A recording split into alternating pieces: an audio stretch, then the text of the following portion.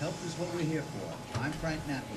Join us on the Frank Napoli Real Estate Hotline with real estate, law, and mortgage information. Now point at you when your microphone What's is happening on. in real estate today. Learn how to protect yourself in the current market. Call in with questions. We have the answers. Monday through Friday, 11 to 12. Be there.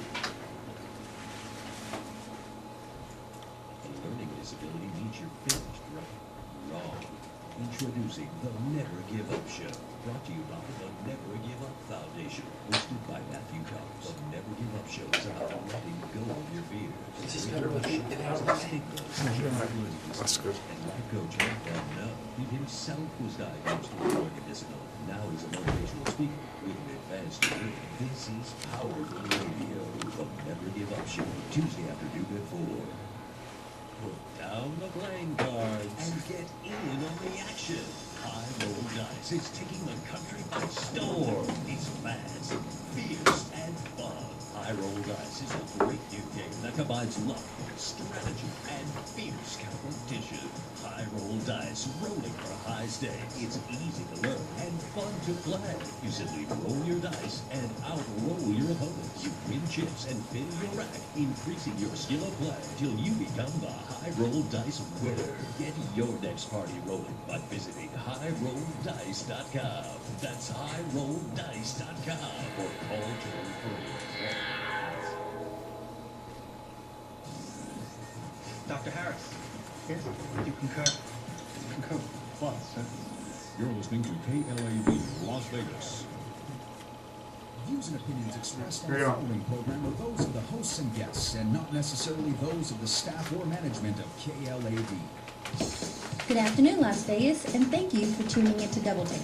I am your host, Billy Marie Morrison, and for the next hour, I will be getting to the heart of the matter, asking doctors and medical professionals the questions you have always wanted to ask. So please stay with us to learn from the best of Las Vegas about how you can live healthier by being proactive with your medical care. Remember, the key to prevention is early detection. Well, hello, Las Vegas. If this doesn't sound like Billy Marie, it's because it's not. You are, though, listening to Double Take with Billy Marie, and I am Professor Gary Solomon. I'm going to be your host for today. Billy Marie is taking some personal time, and she gave me a call and asked if I would go ahead and fill in for her. So I'm doing that today. I hope you can accept me for an hour, and I'm going to do my best to let the hour go by quickly with something that I think you're going to be interested in. We're probably going to run out of time, and I'm going to ask that you be patient with me as I try and explain what this is all about. For about the last 2 years, I have been doing research. I am a professor at the College of Southern Nevada. I'm a psychology professor, and I am published in the area of psychology. A little over 2 years ago, I bought a home up in what is known as Calico Ridge. It's a rather extraordinary community that sets me at the top of the city. I look down at the sparkling lights and I see the world around me, and I realize I've reached a little bit of heaven. It's a Spanish-style home, about 4,000 square feet, that sprawls over the length of half of a block. I have reached the point in my life where I am at the top of the top, literally in my own life and where I live. This point in Calico Ridge is unobstructed, and it looks over this extraordinary city and sparkles 24 hours a day, no matter the weather. But when I moved in, I spent some time on my deck at my home, and I started to notice something I thought was rather peculiar. It seemed to me that the neighborhood that I was in was rather flat, dull. Didn't seem to be very much life in it.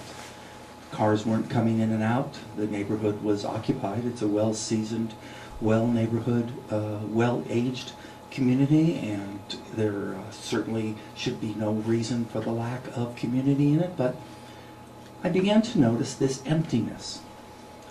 After a while, people would come up and begin to introduce themselves, welcome to the neighborhood, and inevitably, along with their introduction, they would say, listen, can you tell me, are you having any problems with your HOA? Now, I hadn't. I had not really even considered the HOA to be a problem. But after a while, it became clear to me that people who were living in the neighborhood were bothered by their HOA. And I decided to look